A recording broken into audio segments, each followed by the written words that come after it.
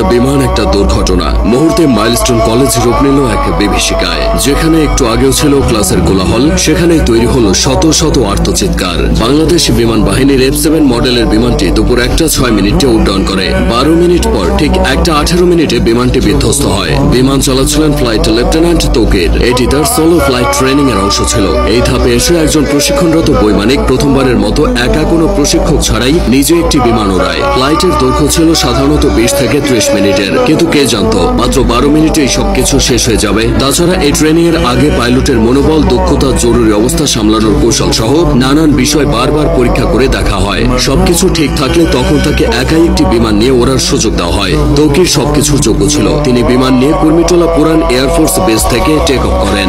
এরপর উত্তরা, দিয়াবাড়ি, বাড্ডা, হাতিরঝিল ও রামপুরার ওপর উঠতে থাকেন। তবে কয়েক মিনিটের মধ্যে কিছু সমস্যা দেখা যায়। সঙ্গে সঙ্গে তৌকির কন্ট্রোল রুমে রিপোর্ট করে জানায় যে তার বিমান আকাশে ভাসছে না, মনে হচ্ছে বিমান নিচের দিকে পড়ে যাচ্ছে। কন্ট্রোল রুম থেকে তাকে জানানো হয় তিনি যেন ইজেক্ট করেন তথা বের হয়ে আসেন। বিমান যখন নিয়ন্ত্রণের বাইরে চলে যায় তখন পাইলট নিজেকে বিমানের বাইরে বের করে আনেন প্যারাশুট সহ।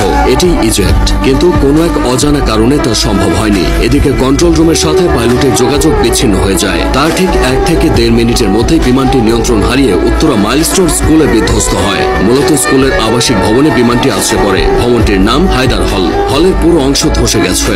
বিমানের বড় অংশটা ক্যাম্পাসের মাঝের ফাঁকা অংশে পড়েছিল। বিমানটি একটু পরে আছড়ে পড়লে হয়তো হতাহতের পরিমাণটা কিছুটা কমতো, কারণ ক্লাস শেষের ঠিক পরের সময় বিমানটি আছড়ে পড়েছে। বহু ছেলে মেয়ে ক্লাস শেষে বের হয়ে চলে যেত। যে ভবনে বিমান বাহিনীর প্রশিক্ষণ বিমানটি বিধ্বস্ত হয়েছে সেটি দোতলা ছিল। ক্যান্টিনের পাশেই ওই ভবনটি। ওই ভবনে 2টি তলা মিলিয়ে মোট 16টি ক্লাসরুম আছে আর 4টি শিক্ষকদের রুম। প্রাথমিকের 1ম থেকে 5ম শ্রেণীর ক্লাস হতো এই ভবনে। 3য় ও 4র্থ শ্রেণীর শ্রেণীকক্ষের সামনে বিমানটি বিধ্বস্ত হয়েছে। তখন ক্লাস চলছিল। কিছুক্ষণের মধ্যেই ক্লাস শেষ হতো। ঠিক সেই সময় কলেজের প্রজেক্ট 7 নম্বর ভবনে বিমানটি ধাক্কা লেগে জ্বালানি লিকেজ হয়। পরে প্রজেক্ট 2 ভবনের সামনে আছড়ে পড়ে। বেলা 1টার দিকে স্কুল ছুটি হয়ে যায়। তবে তখনও কিছু শিক্ষার্থী সেখানে অবস্থান করছিল।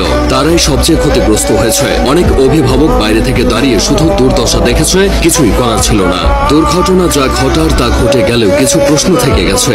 স্কুল কলেজ এরিয়ায় বাস ট্রাকের হর্ন আস্তে করার কথা বলা হয়। সেখানে স্কুল এরিয়ায় প্রশিক্ষণ বিমান ওড়ানো নিয়ে বেশ সমালোচনা হচ্ছে।